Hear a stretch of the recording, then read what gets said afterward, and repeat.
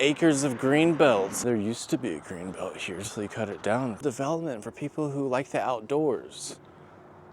There it is. We piled it all up for you. You like forest, right? There, it's there. I hope you people are enjoying your backyards, because you took my dewberries. Quite spacious backyards. How nice for them. I wonder what they used them for. A year or so ago, this was an amazing dewberry spot. Harvested all the dewberries for the video I did on that topic. Right over there. Nothing there now. There's a creek just behind me. So previously this was a flood zone. It still is.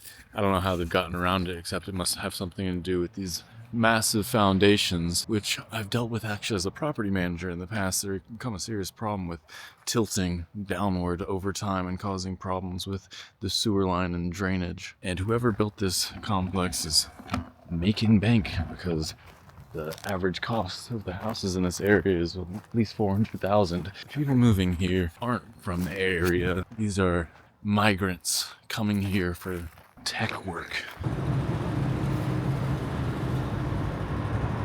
Many of my videos have been brought to you from this very little stretch of greenbelt here. The mesquite videos, my dewberry one of my first ones, it was an amazing field of wild oats running all along this creek.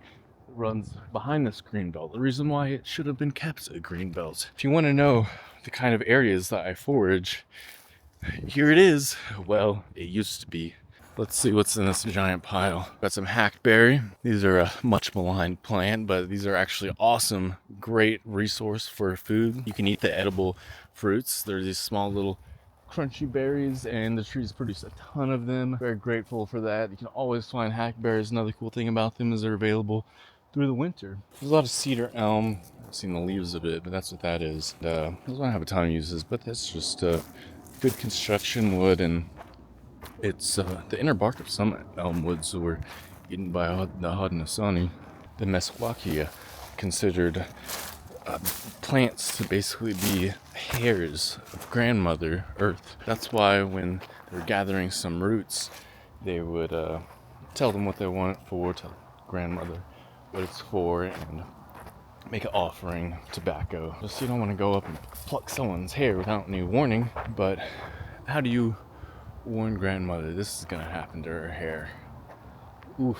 Just ripping out your whole scalp. This is hackberry or sugarberry, Celtis labiata, full of these beautiful, delicious hackberry fruits. They're nice and crunchy, and they've got a little sweet taste to them. This poor little carpenter ant must be so confused. My home, my sisters, they're all gone. I'm the last. The queen is dead. What do I live for? I'm not one of those people that thinks that humans should not touch wild nature. It should all be fenced off and preserved forever. Just the opposite, actually. And I think that kind of attitude is counterproductive. Conservation. I believe we should appreciate nature and develop a working relationship with her. I see it every day now. This one upsets me a lot because I live right next to it, literally. And I can walk to this spot from my house in about 5 minutes. And I've done a ton of foraging here because of that. Very egregious. Here's some paloverde. These have delicious beans, actually. The beans of this, when they're raw, they're like edamame. You can pull them straight out of the bean pod and just eat them raw and whole as is. And they taste really good, really nutritious, high in protein. When they're mature, you can grind them up and boil them and they taste just like beans. So, great food resource, commonly used by a lot of natives. And here we have some mesquite, which is something that I've foraged a ton of at this exact same location over years. Mesquite is probably one of the best food sources for wild plants among Southwest natives. Giant cane, there was a nice forest of giant cane. That is invasive, but pretty useful. Here we have green axe, Fraxinus pennsylvanica. You can eat the inner bark of this as well. Not too bad, especially if you cook it. I think the Ojibwe name for it translates something like tree eggs or eggs or something, because it tasted like that. But you can also eat the little samaras, those little seed pods. Then when they're fresh and young and tender and green. It's a little bit old for that, but some people like to cook them and pickle them. But I just kind of like them fresh and raw. Pretty decent bow wood as well. Some tribes are known to use the tree trunk wood for bows. Here's some black willow, Salix nigra. This is excellent medicinal, good for coughs, colds, and fevers and stuff. This plant family is a source of salicylic acid, which is also known as aspirin. But the wood of willow is very flexible but strong. So for that reason, it was often used for basketry. There's a lot more of that sugarberry. It was just getting to ripen. I was probably going to harvest them from this location, but these will never have a chance to ripen. Look how many fruits are on this little tree. That's why they're so wonderful. They fruit so prolifically for us and the birds. Look at this resilient fella. That's either Ashe juniper or eastern red cedar. Juniper is genus either way. But where so much else is destroyed, this guy just got lucky. I wish you the best, brother. What, you want 10,000 square feet of manicured grass for what? Your dog to in? In this pile of similar composition, got some cedar elms, hackberries. Oh, here's another one, a boxelder. This is a beautiful tree. I love this guy. That's Acer negundo. It's the maple family. It's got this really interesting formation of the twigs where got a hollow pith. So, for example, the Navajo silversmiths would actually use this for making the bellows of their silver working fires, the furnaces. But yeah, historically used for pipes and stuff. And inner bark of this, perfectly edible. You can actually tap this and drink the sap just like any other maple tree, and natives were known to do that historically. The leaves are nice and non-toxic and stuff. I use this for earth ovens when cooking agave, but some people use this for kids like teething toys when they're at that stage. They just want to chew on everything. Use a box elder because it's non-toxic and it's a soft wood.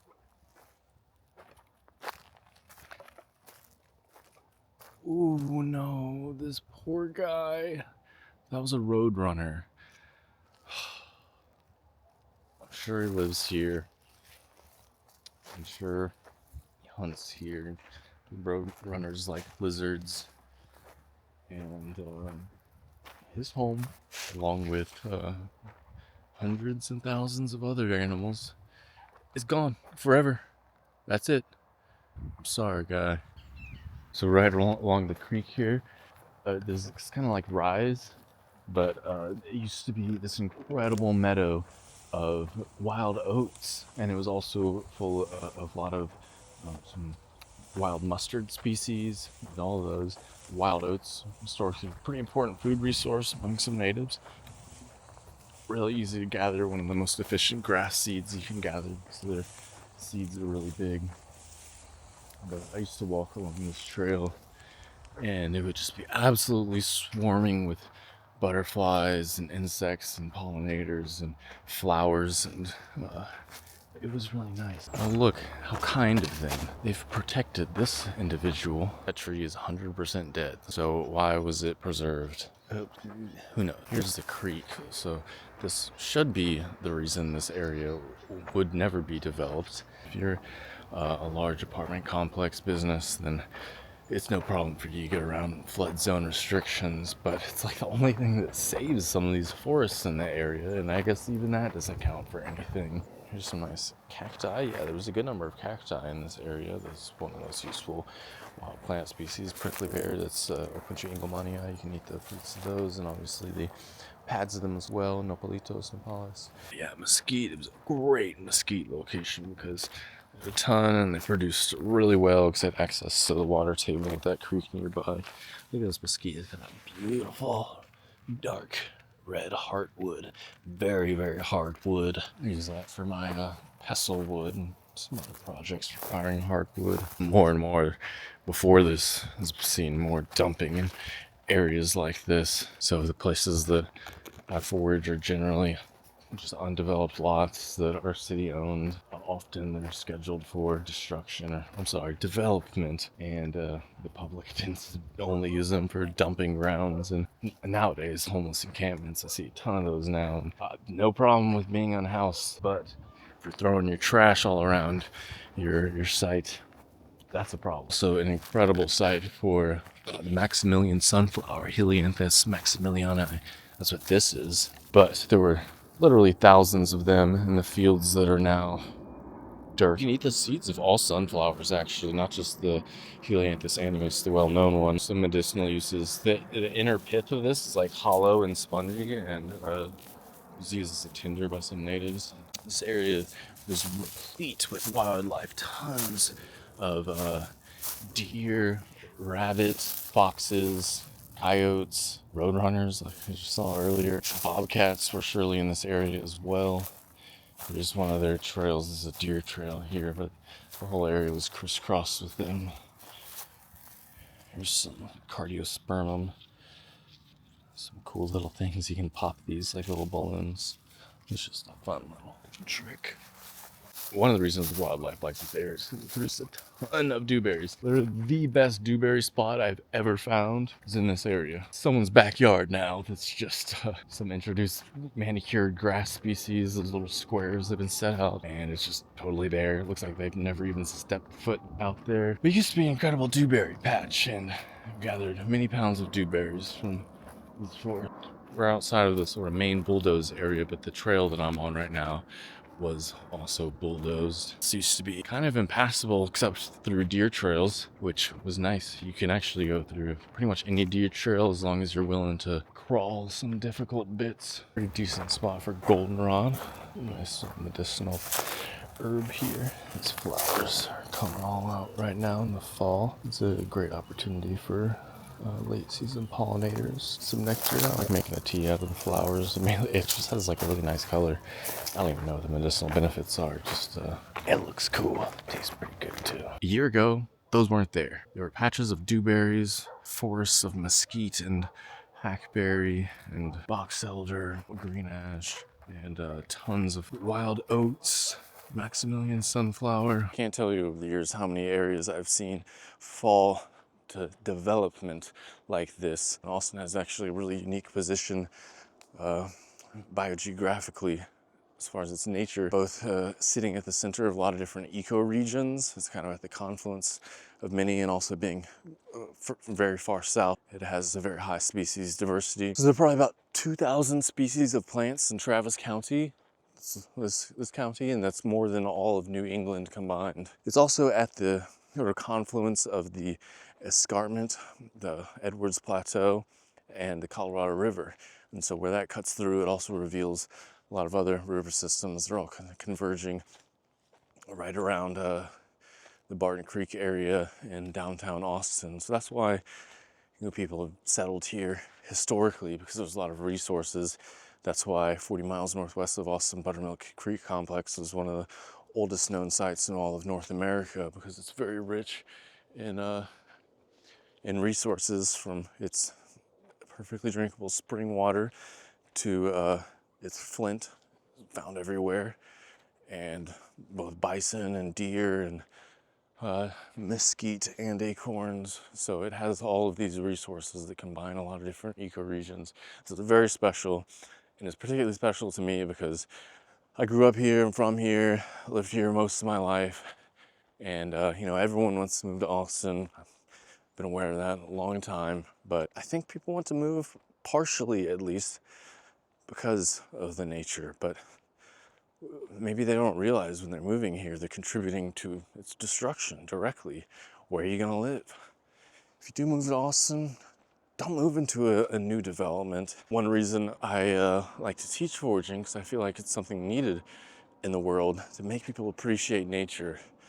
I think the best motivator for conservation is simply deeply appreciating what nature can be. And one of those ways is to be like, I can eat this hackberry.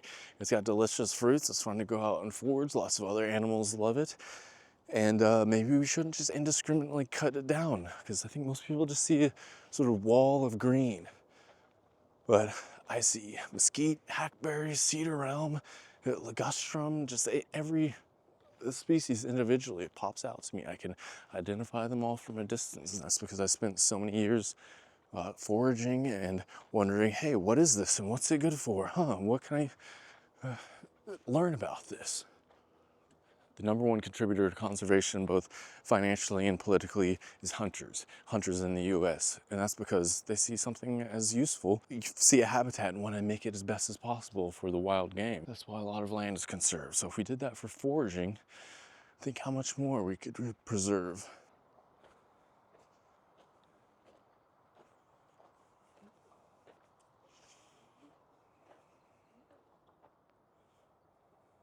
I've been walking these fields and forests for years and knew every plant by name.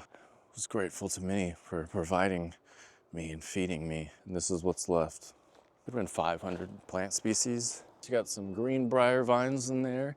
Young growing tips of greenbriers are absolutely delicious, one of my favorite wild greens. And a lot of Southeast natives use the roots of some different greenbrier species for food. You just sort of crush it up and extract the starch and water. What's this, a post oak maybe? Yeah, looks like it. Good acorns available on those as well. Also excellent wood for smoking barbecue. A little secret about Central Texas barbecue is that post oak is the preferred species used. 7 piles of forest. They just piled up the forest. Don't you love nature? There it is. I put it all in a pile for you for convenience. There's a beautiful Ashe juniper. Juniper's Ashe. Fruits of these are edible and delicious if you choose the right tree. But these make a wonderful tea as well, these needles.